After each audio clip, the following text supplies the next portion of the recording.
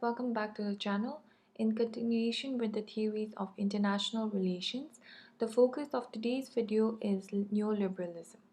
If you have watched my previous video, you would know that neoliberalism is a variant of liberal international relations theory.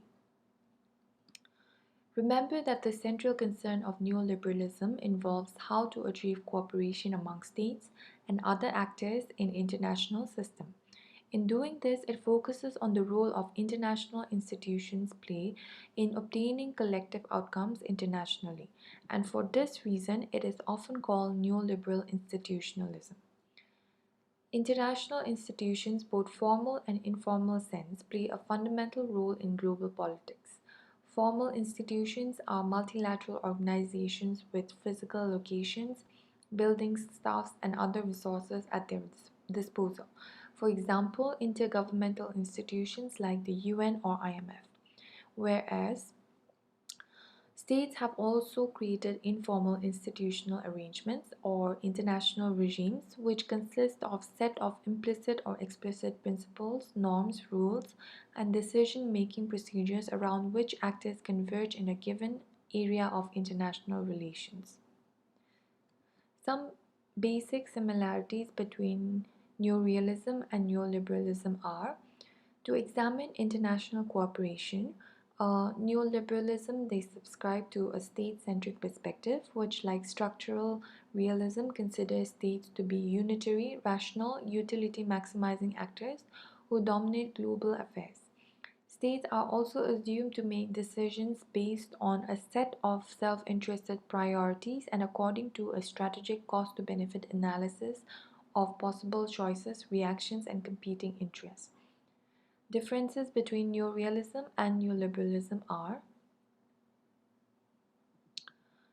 unlike realism, neoliberalism is based on the basic liberal assumption about the possibility of cumulative progress in human affairs, that through greater application of human reasoning, collective benefits may be obtained. Second point is from devising more effective institutional arrangements that benefits may be obtained. In this sense, we can see that neoliberalism has greater faith in the ability of human beings to obtain better collective outcomes than promote freedom, peace, prosperity, and justice on a global scale.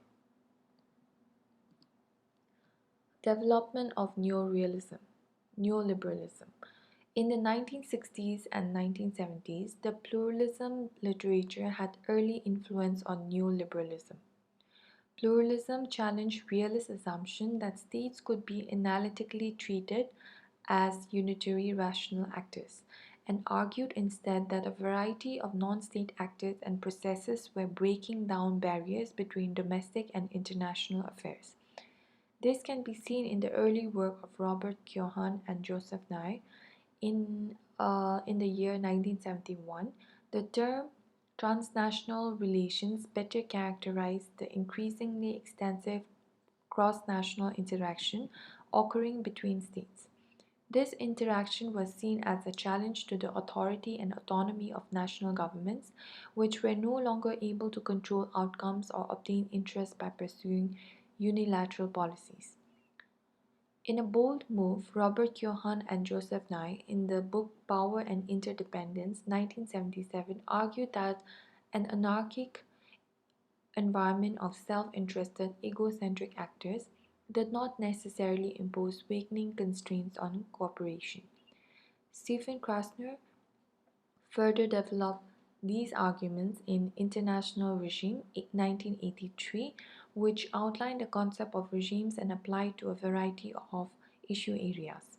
Then, Robert Keohane in After Hegemony 1984 characterized his argument as a variant of realism.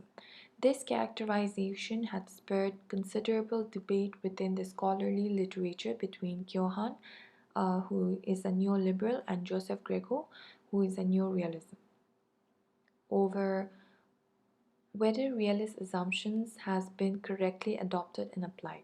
This is the neo-neo debate. Here, neoliberals highlight two key historical developments in 20th century that have made realism increasingly inaccurate as a description of world politics. First, increasing interdependence between actors. Second, hegemonic stability provided by the US. Barriers to international cooperation. Although there is increasing interdependence among states, simply having common interests in an effective resolution does not lead easily or automatically to that resolution. States may fail to cooperate because they lack information about one's true preference.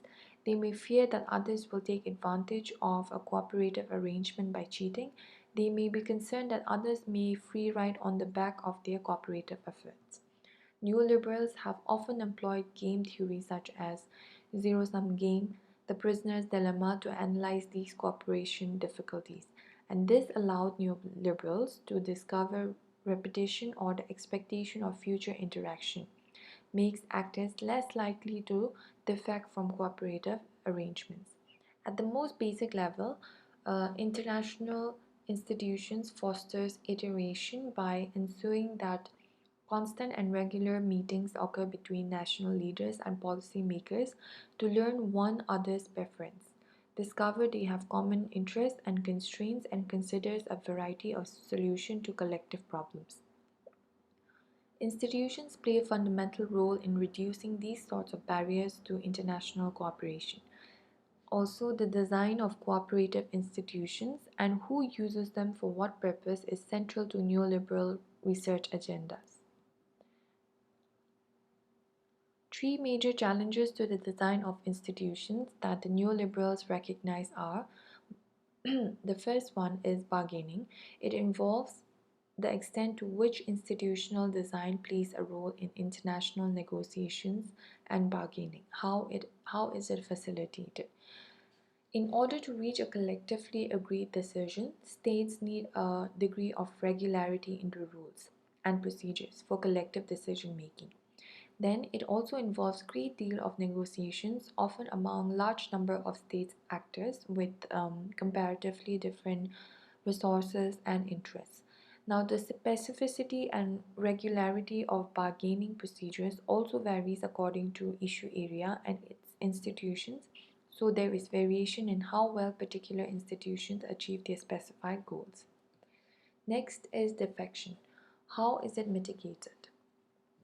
Because states fear that their cooperative partners may fail to live up to mutual agreements, states may be discouraged from engaging in cooperative projects in the first place. Institutions can play a role in elevating two important aspects of defection: compliance and enforcement. Compliance involves the extent to which states can be induced or encouraged to abide by the international agreements to which they are parties. Enforcement involves the extent in which states can be forced into compliance and possibly punished for their failure to do so. Autonomy. Scholars have responded to this analytical problem in a number of ways. First is examine international institutions act as norm entrepreneurs and agenda setters in global politics. Next is how international institutions implement tasks assigned to them by states. Institutions do not simply pursue the mandates handed to them. Instead, institutional staffs must transform these broad mandates into workable doctrines, procedures, and ways of acting in the world. Principal agent theory. Differences arise between what state wants as a principle and what the institutions do as agents. States simultaneously develop mechanisms for controlling organizational influence and autonomy.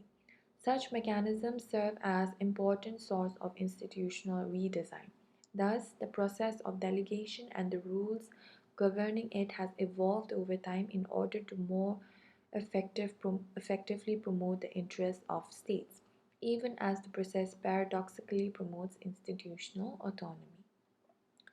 With that, we have come to the end of the video. If you have liked the video, then please give it a thumbs up, subscribe to the channel for more videos. Thank you for watching. See you next time.